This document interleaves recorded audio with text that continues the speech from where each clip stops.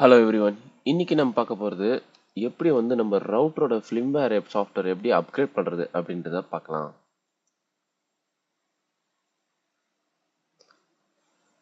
First என்ன பண்ணுறோம், உங்களோட ரவுட்டரோட ஐபி அட்ரஸை கொடுத்து லாகின் பண்ணிக்கோங்க.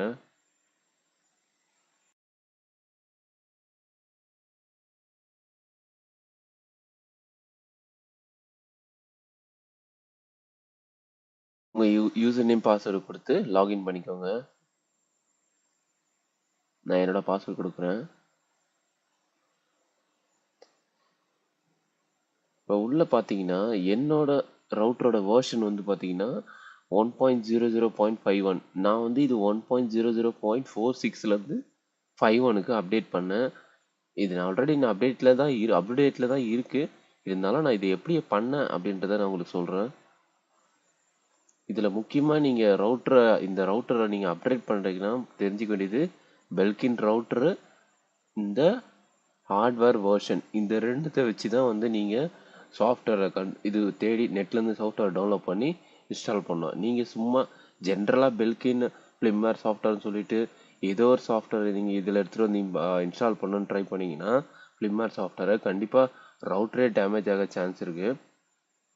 நீங்கள் பெல்கின் போட்டுட்டு இந்த ஹார்ட்வேர் வேர்ஷனையும் காப்பி பண்ணி போட்டு இதுக்கு இந்த மாடலுக்கு ஏற்ற மாதிரி ஃபிலிம்வேரை டவுன்லோட் பண்ணி இதில் அப்டேட் பண்ணால் மட்டும்தான் பக்காவாக ஒர்க் ஆகும். பெல்கின் F9J1001 தான் என்னோட வேர்ஷனு, ஹார்ட்வேர் வேர்ஷன். இதை அப்படியே நான் காப்பி பண்ணிக்கிறேன்.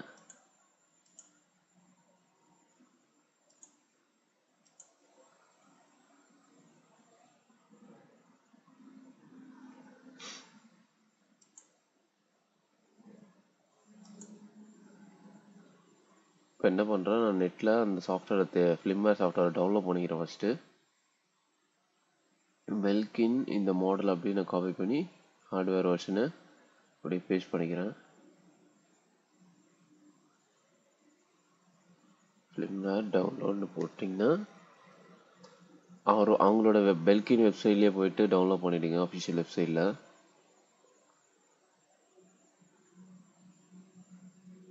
இந்த மாதிரி பெல்கின்னா நான் இப்போ பெல்கின் ரவுட்டரை இது பண்ணுறேன், அப்கிரேட் பண்ணுறேன். அந்த மாதிரி நீங்கள் உங்களுக்கு என்ன ஃபிலிம்வேர் சாஃப்ட்வேர் தேவைப்படுதோ, நெட்கியராக இருக்கட்டும், இல்லை அதை டீலிங்காக இருக்கட்டும், எந்த ஃபிலிம்வேரோ அவங்களோட அஃபிஷியல் வெப்சைட்லேருந்து டவுன்லோட் பண்ணிக்கோங்க.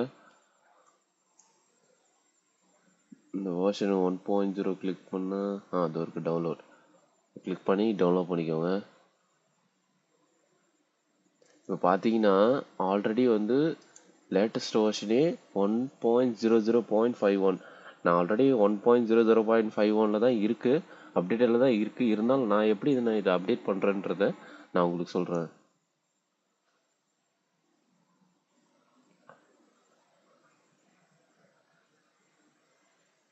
டவுன்லோட் கொடுத்துட்றேன்.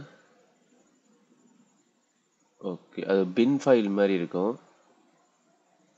ஜஸ்ட் ஒரு 1 MB 1.2 MB இருக்குன்னு நினைக்கிறேன். 1.2 MB. இப்போ நான் இதில் என்ன பண்ணிக்கிறேன், காப்பி பண்ணி நான் டெஸ்க்டாப்பில் பேஸ்ட் பண்ணிவிட்டு இப்போ என்ன பண்ணுறேன், போயிட்டு என்னோடய ரவுட்டரில் போயிட்டு அப்கிரேட் ஆப்ஷனுக்கு போகிறேன். ரவுட்டரில் அப்கிரேட் எங்கே இருக்கா, ஃபிலிம்வேர் அப்டேட்னு இருக்கா, அதை கிளிக் பண்ணுறேன். இப்போ இதுலேயே பார்த்தீங்கன்னா நீங்கள் நியூ வெர்ஷன் வந்திருக்கா இல்லையான்ட்டு இங்கே செக் ஃபிலிம்வேர் கொடுத்தீங்கன்னா நியூ வெர்ஷன் இருந்தது அப்படின்னா இங்கே நியூ வெர்ஷன் அவைலபிள்னு ஷோ ஆகும். அப்படி இல்லைன்னா நோ நியூ வெர்ஷன் அப்படின்ற மாதிரி ஷோ ஆகும். சரி, நான் ஒரு தடவை செக் கொடுக்குறேன். ஃபிலிம்வேரை பார்த்தீங்கன்னா there is no new firmware update available for this router. நான் ஆல்ரெடி அப்டேட் பார்த்தீங்களா 4.6லேருந்து நான் 5.1க்கு அப்டேட் பண்ணிட்டேன். அதனால தான் there is no new firmware update available போட்டிருக்கு. இருந்தாலும் நான் இதை எப்படி நான் எக்ஸ்டர்னலாக டவுன்லோட் பண்ணிவிட்டு அதை எப்படி நான் அந்த டவுன்லோட் பண்ண சாஃப்ட்வேர் இதில் இம்போர்ட் பண்ணி அப்டேட் பண்ணன்றதை சொல்லிடுறேன். இங்கே கீழே பார்த்தீங்கன்னா சூஸ் ஃபைல் இருக்கா, அதை கிளிக் பண்ணி நம்ம எங்கே சேவ் பண்ணோம், டெஸ்க்டாப்பில் சேவ் பண்ணோம். இப்போ அந்த ஃபைலை செலக்ட் பண்ணோம். டெஸ்க்டாப்பில் அந்த பின் ஃபைலை செலக்ட் பண்ணி ஓப்பன் கொடுத்துட்டு அப்டேட் கொடுத்துட்டோம் அப்படின்னா ஒரு 1 minute எடுக்கும் இது அப்டேட் ஆகிறதுக்கு. ரவுட்டர் ரீஸ்டார்ட் ஆகும். அது வரையும் இன்டர்நெட் கனெக்ஷன் எதுவும் ஒர்க் ஆகாது ஒரு 1 or 2 minutesக்கு. ஓகே ஓகே வெயிட் பண்ணுவோம். அப்டேட்டிங் ஆகிட்டுருக்கு. சக்ஸஸ்ஃபுல்லி அப்டேட்டட்னு வந்துச்சுன்னா தான் ப்ராப்பராக ஒர்க் ஆகும். அப்படி இல்லை எதனா கரப்ட் ஆகிடுச்சு அப்படின்னா இதுக்குரிய ப்ராப்பரான சாஃப்ட்வேர் நீங்கள் டவுன்லோட் பண்ணி இன்ஸ்டால் பண்ணலான்னு அர்த்தம். 28 செகண்ட்ஸ் பெண்டிங்கா. முக்கியமாக நீங்கள் ஃபிலிம்வேர் ரவுட்டர் சாஃப்ட்வேர் டவுன்லோட் பண்ணும்போது மாடல் இப்போ பெல்கின்னா பெல்கின் அந்த ஹார்ட்வேரோட வேர்ஷன் ரெண்டுத்தையும் வச்சு தான் வந்து நீங்கள் ஃபிலிம்வேர் சாஃப்ட்வேர் டெவலப் பண்ணணும். இதுதான் ரொம்ப முக்கியம். ஹார்ட்வேர் வெர்ஷனும் இந்த ரவுட்டரோட மாடலும் தான் ரொம்ப முக்கியம். இதை பார்த்துக்கோங்க. நீங்கள் சும்மா ஜென்ரலாக பெல்கின் ஃபிலிம்வேர் சாஃப்ட்வேர்னு சொல்லி டெவலப் பண்ணிங்கன்னு வச்சுக்கோன்னா அது ஒரு சிலதுக்கு எடுத்துக்கும், ஒரு சிலதுக்கு வந்து அதனால் ரவுட்டரே டேமேஜ் ஆகிடும். இது ஒரு வாட்டி பார்த்துக்கோங்க. ஓகே சக்ஸஸ்ஃபுல் ஆகிடுச்சு. இப்போ ஒரு ரவுட்டர் ரீஸ்டார்ட் ஆகிடுச்சு. இப்போ என்னென்னா மறுபடியும் ஃப்ரெஷ்ஷப்பாக வந்து நம்ம ஃபஸ்ட்லேருந்து வரோம்.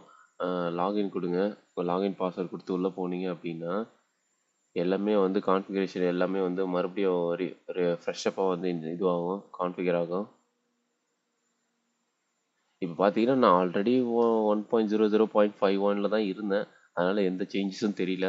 இதுவே இங்கே நான் பழைய வேர்ஷன் இருந்ததுன்னா இங்கே அப்டேட் ஆயிருந்ததுன்னா இங்கே வேர்ஷன் சேஞ்ச் ஆகிருக்கும். ஓகேவா? இப்போ நான் அதே வேர்ஷனை தான் இன்ஸ்டால் பண்ணதுனால இங்கே அந்த எந்த சேஞ்சஸும் இல்லை, அதே வேர்ஷன் வந்துடுச்சு. அப்டேட் ஆயிருக்கா இல்லையான்றதை நம்ம இந்த வேர்ஷன் இன்ஃபோவில் செக் பண்ணிக்கலாம்.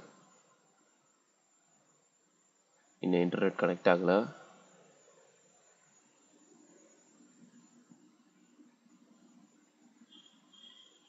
ரெடி ஆகிட்டு இருக்குன்னு நினைக்கிறேன் இன்டர்நெட்டு.